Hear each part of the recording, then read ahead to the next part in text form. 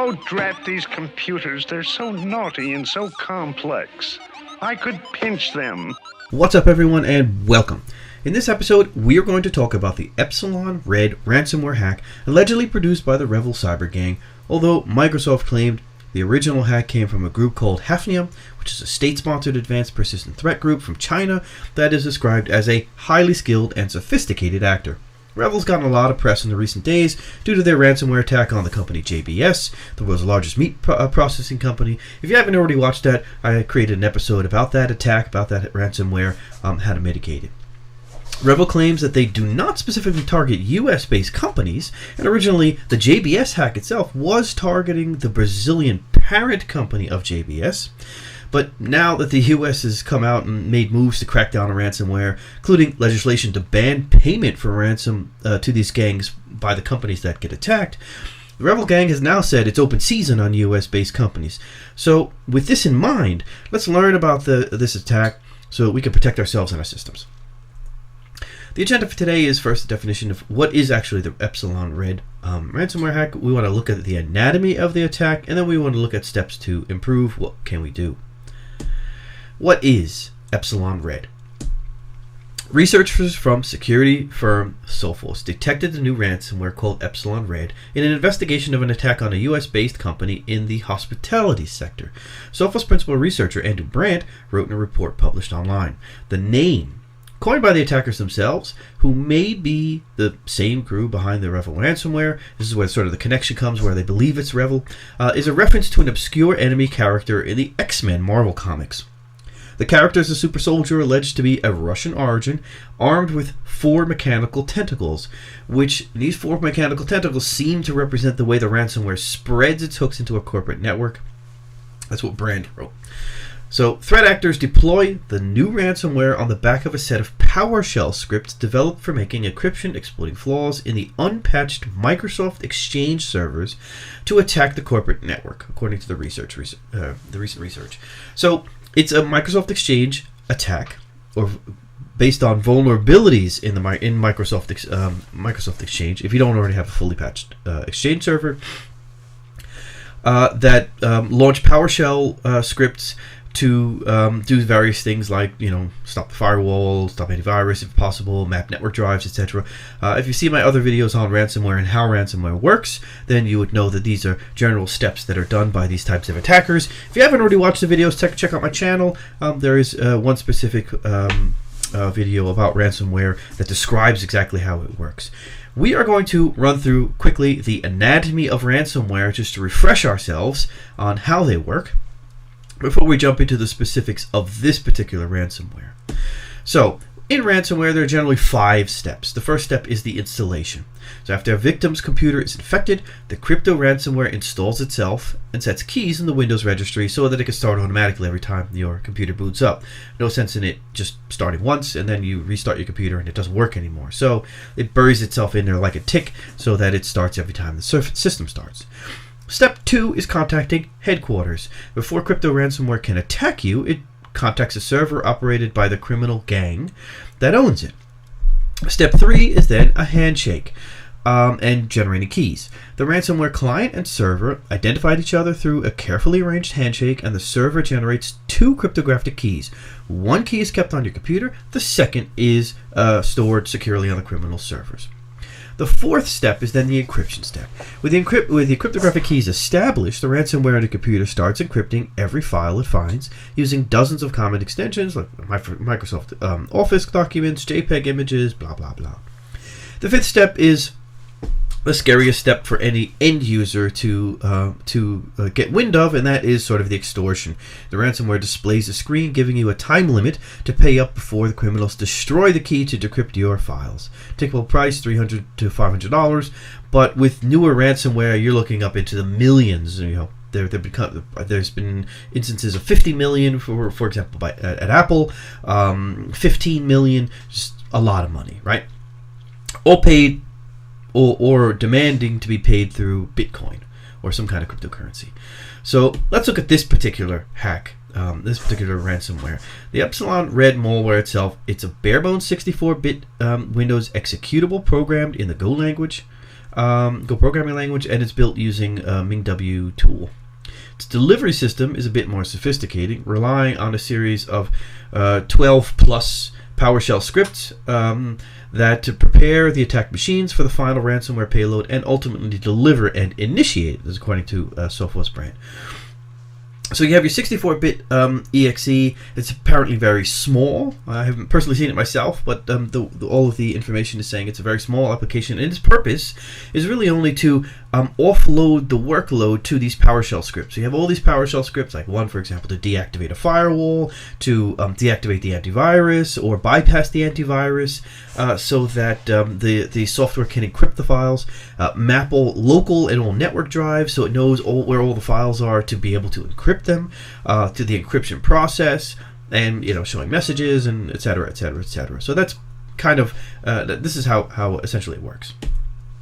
Now, if you look at the Powershell Assault, the initial point of entry for the attack was an unpatched, enterprise Microsoft Exchange server, from which attacks used Windows Management Instrument, WMI, which is a scripting tool for automating actions in the Windows ecosystem. It's primarily used on servers to install other software onto machines inside the network that they could reach from the Exchange server.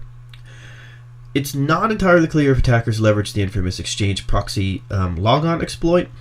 That was a major pain point for Microsoft earlier in the year. However, the unpatched server that was used in the attack, again, this is Hospitality, a company attack that was reviewed by Sophos, that Exchange server was unpatched and vulnerable to this exploit. So during the attack, threat actors launched a series of PowerShell scripts, which I showed you in the last screen, numbered 1.ps1 through 12.ps1, as well as some others that were named like with a single letter from the alphabet to prepare the attack machines for the final ransomware payload. The scripts also delivered and initiated the Epsilon RED payload, he wrote. The PowerShell scripts use a rudimentary form of obfuscation. It didn't hinder Sophos researchers, but it might just be good enough to evade the detection of anti-malware tools that's scanning the files on the hard drive for a few minutes. All they need is a few minutes. All the attackers need is a few minutes to actually execute this payload. So if you look at the payload delivery, the ransomware itself is a file called red.exe. That was that 64-bit exe file I showed in the previous screen. That's compiled using the tool MingW that I already mentioned, and packed with a modified version of the runtime packer UPX.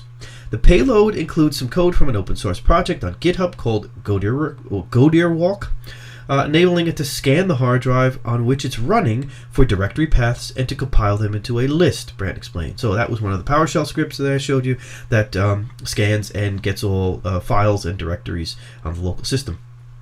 The ransomware then spawns a new child process that encrypts each subfolder separately, which after a short amount of time results in a lot of copies of the ransomware process running simultaneously. So the encryption process isn't just one script that's running. It spawns different copies of itself to go after each subfolder. So you have a ton of processes running to encrypt the hard drive. The executable itself is a small file, as I mentioned before, and a simple program used only to perform the encryption of the files on the targeted system without making network connections or having any critical functions, all of which are outsourced to the PowerShell scripts. So again, the exe has very little function. It basically offloads most of the workload to these PowerShell scripts, except for, as it says here, the encryption of the files on the targeted system. So because the point of entry was an unpatched Microsoft Exchange server vulnerable ProxyLogon, the company Sophos recommends that administrators, of course, update all servers to the patched version as soon as possible to mitigate the attack. Now, it's important to know or understand what ProxyLogon is and how dangerous it is. On December 10th, 2020, Orange Tsai, a researcher working for the Taiwanese security consulting organization DevCore, discovered a pre-authentication proxy vulnerability, CVE 2021-26855, in Exchange servers that allows a remote actor to bypass authentication and receive admin server privileges. Combined with a post-authentication vulnerability, which is the CVE 2021-27065, that allows arbitrary file writes to the system, discovered by Tsai 3 weeks later. An actor can achieve remote command execution of arbitrary commands through internet-exposed Exchange servers. So your Exchange server has to be facing the internet, and with these two vulnerabilities, you can have pre-authentication. With this pre-authentication vulnerability and post-authentication vulnerability, you can then execute arbitrary commands, which would essentially be these PowerShell scripts.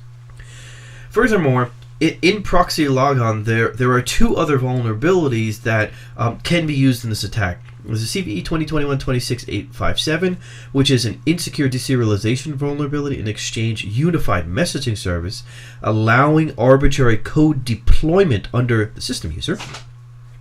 But this vulnerability needs to be combined with another vulnerability or with stolen credentials themselves. And then there's the CVE 2021, which is 26858. It's very similar to the one that Tsai found. It is a post-authentication arbitrary file write vulnerability to write to paths. Now, Microsoft says these vulnerabilities are used as part of an attack chain. The initial attack requires the ability to make an untrusted connection to Exchange Server port 443 and to upload a web shell, commonly referred to as China Chopper. This can be protected against by restricting untrusted connections or by setting up a VPN to separate the Exchange server from external access. Using this mitigation is only protecting against the initial portion of the attack. Other portions of the chain can be triggered if an attacker already has access to the Exchange server or an unwitting administrator executes a malicious file. These vulnerabilities impact on-premise Exchange Server 2013, Exchange Server 2016, and Exchange Server 2019. However, the Exchange Online is not affected. So, we know how it works. We know what it is. We know how it works. How do we stay safe? For those of you who have seen my previous episodes, this is the same slide. First, we want to educate our users to spot suspicious emails, activity, and contact IT if they encounter suspicious pop-ups. We want to make time for regular offline backups, and we want to test those backups to ensure they can be restored from reliably.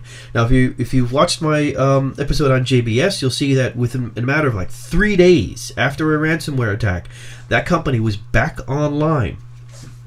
And what I also mentioned is that their backups were not affected by the hack, and this is most likely, I would bet on it, because they had backups that were offline. They were not connected to their systems, so this ransomware could not get to them. And since it could not get to them, and they were clean, they could be restored from. You want to have a plan and review it regularly, as my third point here. Systems change, requirements change, and new vulnerabilities arise. So you have to have a plan, number one. And then you want to review your plan about your architecture. It's an ongoing process. It's not a set it and forget it system in terms of security and IT. You want to review your infrastructure, your hardware, your software. You want to do that regularly. You want to update systems regularly. This particular ransomware, potentially, there's no guarantee, but the server itself was vulnerable to the ProxyLogon attack, was the Exchange server, because it was not updated.